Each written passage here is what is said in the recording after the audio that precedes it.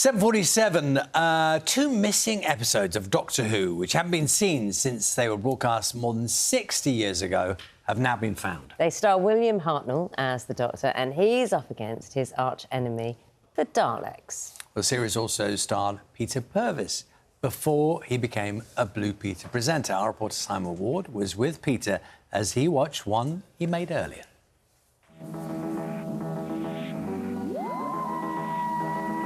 In 1965, William Hartnell was starring as the first Doctor Who. Two missing episodes have now been recovered from the estate of a collector by Film is Fabulous, a Leicester-based film charity. Here at the Phoenix Cinema in Leicester, the actor Peter Purves thinks he's coming here to talk about making television in the 1960s. In fact, he's going to get a surprise viewing of the missing Doctor Who episodes that he starred in.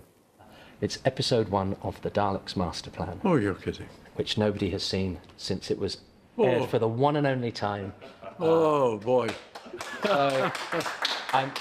So I'm really sorry, but I thought that would be an OK lie. Oh, it's a perfect lie. I'm absolutely thrilled. Makes your eyes feel strange even with these on. It's like looking into the sun for too long. Oh, don't complain, young man. You're a very privileged person. You realise that very few people have seen this in this universe? All right, Doctor, but now we've got it, what are we going to do with it?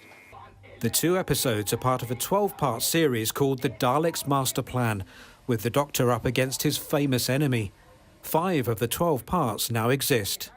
It was very like doing weekly repertory, because we did an episode of the programme of Doctor Who each week. So in a year, I did 46 episodes. It was great fun, and it was great to be doing a series that was hugely popular. Professor Justin Smith from De Montfort University is also from the charity which has secured the lost Doctor Who's. It was a period in British cinema and television of great excitement and innovation, I think, in British sci-fi, and you know it somehow tied into the sort of futuristic spirit, if you like, of the 1960s. I've been wishing I could see The Nightmare Begins for the first time. I saw its name on a list of missing episodes of Doctor Who for 30 years, and I'm not afraid to admit that sometimes I go to sleep imagining finding Doctor Who episodes at car boot sales and stuff like that. It really is, they really are the sort of holy grail. The 2 episodes are now back in the BBC archives and are due to be available to watch on the iPlayer from the 4th of April.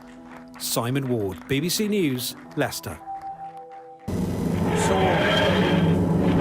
wasn't expecting that. Does it still give you the willies? Can we do it again? Can we make the noise again? It's one of those sounds, isn't it? Takes you right there. It was a house key down a piano wire. Was it? Yeah, slowed down by a BBC Radiophonics Workshop genius called what, Brian a house key down a piano wire. Yeah. Just made that noise. And then slowed down and refracted and all the magic. Great trivia.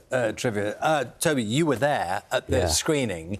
Peter Purves obviously knew he'd been in Doctor Who, he hadn't forgotten, but he thought that there was no evidence of it, and he didn't know he was going to see it. I've been lying to a national treasure for about 2 weeks because he knew because this stuff couldn't get out because these things are, involve a lot of meticulous planning, and so I'd lured Peter to Leicester.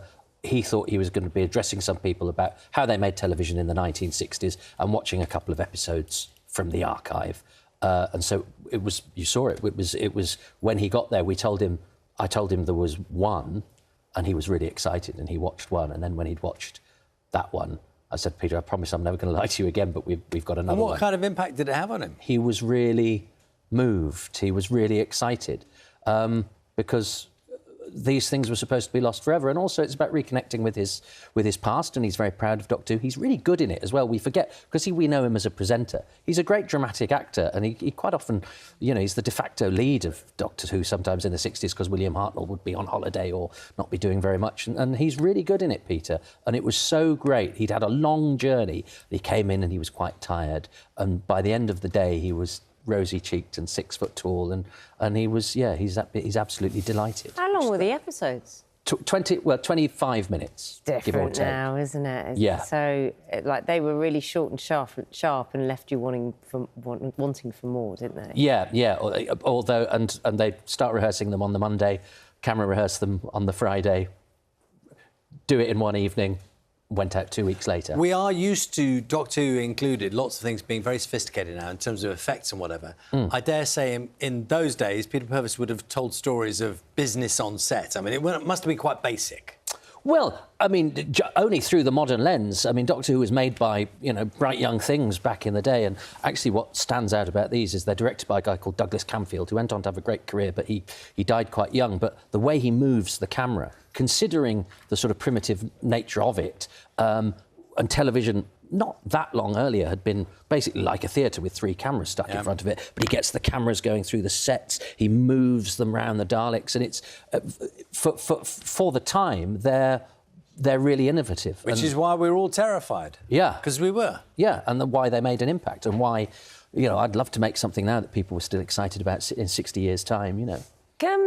How did these episodes get lost? I thought like the archive is a very organised place. Having been in many archives in television corporations, they are strict about maintaining everything. Well, what happened? Thereby hangs a tale, and but television was ephemeral at that time. It went out. People didn't have home videos. The repeats were sort of verboten because the actors' unions were very keen on saying, well, you should make new stuff to keep employing actors. So a repeat would take up a slot. So repeat wages for actors in those days, those were the days were actually very high. So it was actually worth making new programmes. So television was ephemeral and so therefore not needed. Doctor Who has been quite lucky because it sold abroad a lot. Other film prints were made after the videotapes were wiped and sent abroad. So a lot of other programmes have been less fortunate than Doctor Who. But no, there's loads of television from the 60s that we don't have because they never anticipated that people would want to watch old stuff at home. Such as what? What are we missing? I'm hearing Dad's Army in my ear. Dad's Army, there's only 2 or 3 missing from the first series. Lots of Z-Cars, so lots of socially real programmes. Lots of Z-Cars, lots of Dixon of Dock Green. Loads of stuff from the 1950s. You could make this a shout-out, though, couldn't you? Because someone might... yes. Never know. Yes, if you have a film can... If you have a film can in your cupboard, please just check. And not just Doctor Who, also loads of comedy. Get in touch with... Film is Fabulous are the guys who have been doing this. And he was a man, basically, called John, who had this idea that all these old film collectors, because it's quite a solo pursuit, don't you know, were dying, and their collections, their relatives would just sort of go into their houses and chucking things away. And he had the idea that, you know, a lot of these haven't even been catalogued. These collectors sometimes don't know what they've got. The man who had these, his interest were waterways and railways, I think. He never even watched these episodes of Doctor Who.